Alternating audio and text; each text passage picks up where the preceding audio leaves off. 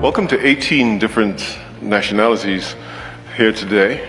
And there are at least 3 countries that I am a citizen of those countries. So the United Kingdom, I think there's a Guyanese in the room, and of course there are many Kenyans. You are in a place it's called Upper Hill. And Upper Hill is one of the CBDs, one of the central business districts of Kenya, and you can see the big shiny buildings. But actually, just about 10 minutes drive from here, we have the southern bypass, and adjacent to that bypass is an area called Kibera. And in Kibera you find rows of tightly squeezed tin-roofed shacks that speak to the reality that millions of Kenyans live in today. And that picture from Nairobi's southern bypass also demonstrates graphically the inequality that exists in the city and sadly throughout our nation, our continent, and the globe. According to Oxfam, the richest 10% of people in Kenya earned an average which is 23 times more than the poorest 10%.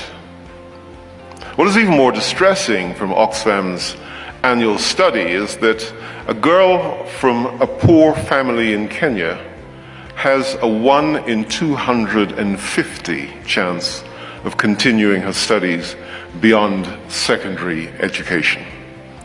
And the picture is almost the same right across the continent. The latest edition of Time magazine points a picture of inequality in South Africa that should attract everyone's attention. Time reports that the World Bank last year deemed South Africa the world's most unequal society, estimating that the top 10% owned 70% of the nation's assets. And that was back in 2015. The Times story further tells us that the societal split is still largely along racial lines. The bottom 60% is largely composed of black, mixed-race people, and Asians who descended from the era of slavery and colonial rule. This bottom 60% controls only 7% of the country's net wealth. And half of the South African population live on less than $5 a day.